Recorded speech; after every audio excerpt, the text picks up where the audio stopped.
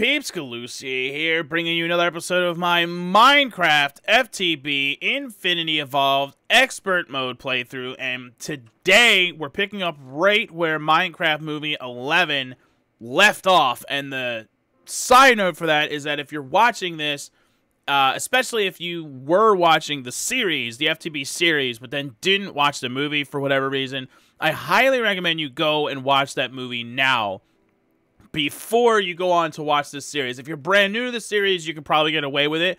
I still recommend it because it's awesome. But I would definitely recommend it otherwise if you were watching the series before. You're going to be a little bit lost in the sauce. A lot has changed, and that changed in the movie. The movie is the bridge between the first and second season, this being the first episode of the second season. So, as you can see, though, we have moved to a new location. For those, I'm not getting into all the details because it's in the movie. Go watch it. But for the things that have changed since the movie, that's what we're going to cover right now. So, first thing that's changed is that I do have wheat now.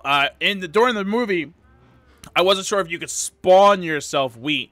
That was a 10-10-10, and I figured out how to do that. So I spawned in all of the wheat. I haven't done the rest of the plants yet, especially soy, which I'm going to need, but I got the wheat up and running, and as you can see, I also put glass over the whole thing, because I had spiders getting in there and bashing up all my stuffs.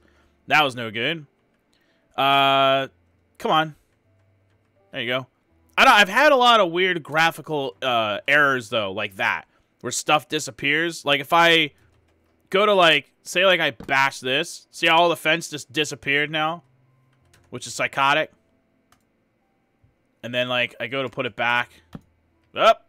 There it goes. Like, it's really weird. I don't know why that's happening. If anyone knows why certain things like that happen, by all means, let me know. I can't, for the life of me, figure out why things keep unloading. It never used to happen before.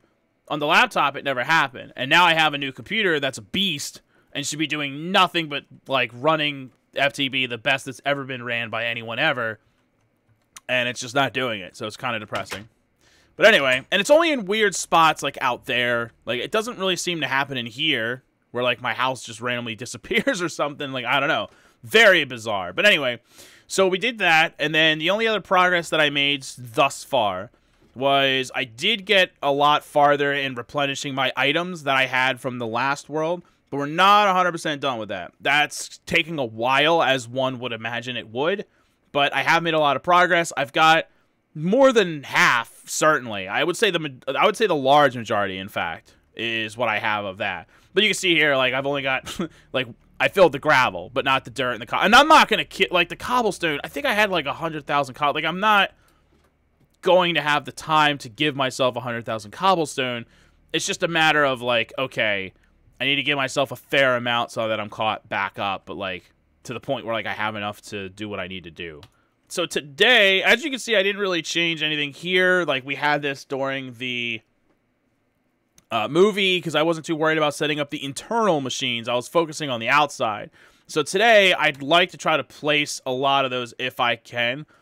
Side note, if anybody knows why it might be that when I click on items in my inventory here, I should be able to make it so that I can make this creative and click items here and give them to myself, because it's a lot faster of an inventory system than the Minecraft creative inventory system, which was never built to handle the amount of the sheer volume of items that are in FTB. It just takes forever. So it's making this whole process of, like, giving myself items, it's just making it a lot longer. Anyway, so, yeah, today we're going to work on the machines and setting those up. So we're still in creative for now. Probably by the next episode, we'll be out of creative and back to, like, playing as normal again. So over here, I decided to make this, like, a processing plant. And then the other side is going to be more, like, manufacturing. So for processing, obviously that means the pulverizer and the redstone furnace, and that's how we're processing our ore. But I also wanted to do other similar things. So first off, I wanted to put down the, let's see here. So I have a list of all the stuff that I had. So we have the induction. See how long it takes to search for crap? Ugh. Okay, it definitely wasn't resonant, though. So that's going to have to be the ones that I have to build myself. Ah, I hate that. I hate that. See, this is what I'm running into. All right, there we go. Slap that down. And now I have it forever, but boop, it's gone. And then I'm going to do that. So it's going to go into the chest when an item's finished instead of in here, because that's what it was doing originally. So let's configure that. Whoops. There we go.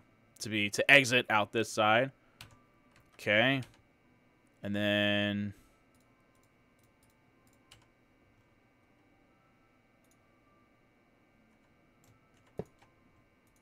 all right. So that's set up now and quickly charging. Good. So that's the induction. I really should get a pen and just cross these things off as I go.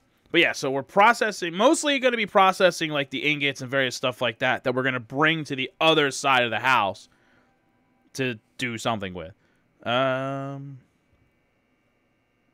Okay, there we go.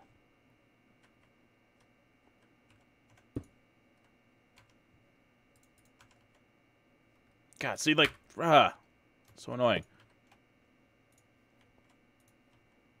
Okay, now this sucker's gonna suck up a lot of juice, but that should be working now. I think that's okay. I don't remember needing any machines hooked up to the energetic infuser. It's just it's just what charges my like jetpack and stuff. If I need something to charge my jetpack. Actually, yeah, come to think of it, that doesn't make shit. That charges my jetpack. Ah, bollocks. That doesn't really belong here. All right, well, that's a waste of 400,000 power. I'm going to have to give myself this and pop. Yeah, this just charges stuff. If anything, this should be down in the basement, but that seems inconvenient. So I'll stick it here in the corner. But yeah, that was a waste of 400,000 power because it already finished charging. Oh, wow. I never actually set this one up. Alrighty then. I need a hammer. Okay, that's working. Man, that charges faster than hell. Alright, so... Oh, that's right. It keeps its power. Okay. Oh, wow. When I copied it, actually, because I was thinking, wait a minute. No. I middle-clicked on it to copy it. It copied it at the moment that it had that much, like, energy in it. Oh, that's nuts. I didn't know that that would actually do that. Alright, so we didn't really waste that much power then. Nice. That's good. It's very good, in fact. Cool. Alright, so... did that. Alright, so we got the energy infuser. I didn't need the energy infuser for this side. I don't know why I was thinking I did. So I guess the main stuff that I'm thinking about right now is the fluid transposer, the magma crucible, the bottler, and the vat. Because all of those are somewhat related to each other, and they're kind of... Some of them are used for processing raw materials, some of them not, but they kind of have to be hooked up together, so I think I want them to all be in the same place. God, I hope this recording is working right. I still haven't worked out the software issues. I spent all day today trying to figure out how to record on this computer because it's totally different from how I recorded on the laptop. Nothing but problems, I swear to you. All right, so some of this I should be okay with. The vat, there's no, like, weird versions of. So I can just give myself the vat without worrying about it. The rest, well, actually, yeah, the rest of these probably not, though. The bottler... Well, the bottler, I can't imagine, has a resonant version. That would be... Oh, yeah, because that's a forestry thing. Okay, so the bottler we can give ourselves. That's convenient. But the magma crucible probably does have better versions of it. And that one we may have to end up making. It does. Okay, outstanding. So, let's do that really quick. See, like, I'm having weird issues. I think it has something to do... with Optifine, to be honest with you, because I never used to have these problems before, and I didn't use Optifine. See, like, I can click on this, it works, it's just invisible. But I think it has something to do with Optifine, because, like, see how, like, my glass is clear, and stuff like that, like, that's by Optifine. So, like, the issues that I'm having with some of the things, like, not really working, like, flashing out and being weird, like, the... fence that randomly disappears when I punch a torch, which seems really ridiculous. Stuff like that. I feel like that might be Optifine not quite working right, but I don't know how to solve that. And, like, I mean, the VAT is there. So, I mean, for now, I don't care. But eventually, I'd like to solve why it's invisible. So, I guess, you know, if you know the answer to that, too, feel free to comment below. See, like, whenever I play something, like, this just flickers. Something is definitely not right, but whatever. All right, so I don't think it matters, but that's going to be the only exhaust part. This. Okay, so, yeah, so now the magma crucible can drain into the bottler. The vat is going to drain into it. If I configure it, you can see that. So, like, I can push to it. I can pull from it, blah, blah, blah. I'm going to disable it for now because we don't want to. We change that as we need to. But it still works. Like, it seems like it's doing everything it needs to do. It's just effing invisible.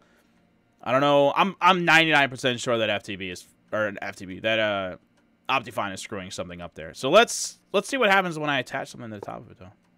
See? It was there for a second. Oh, there it is again. Oh!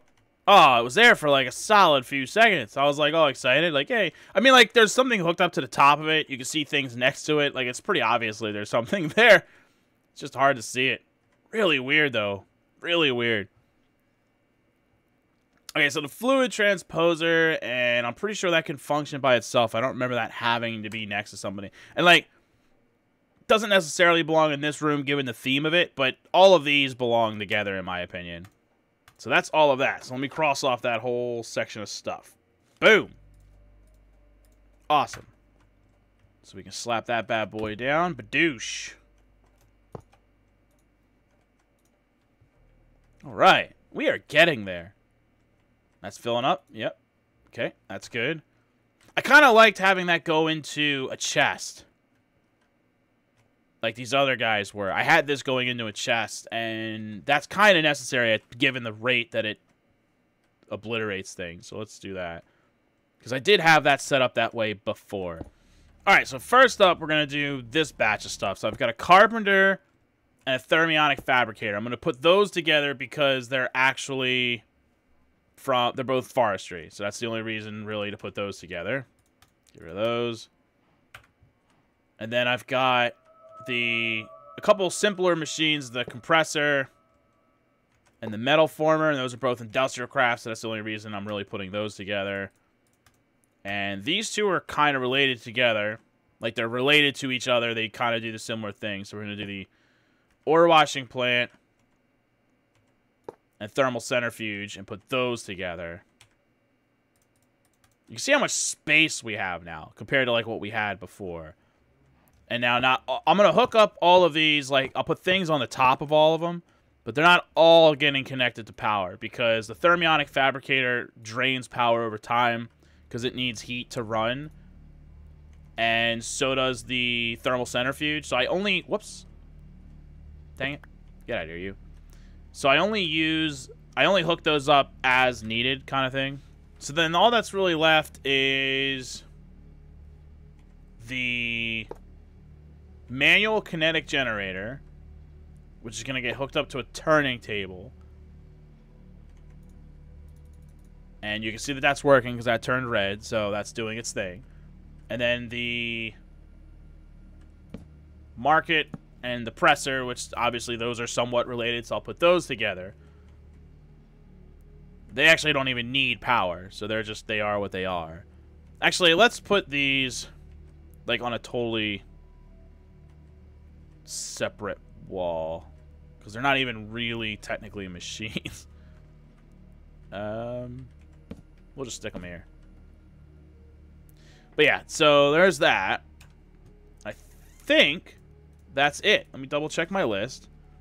Yeah, the only other thing that I had was a bunch of crafting stations that I used for demonstrating to you, like for builds when I wanted to build components ahead of time to speed up the process. So I had 5 crafting stations.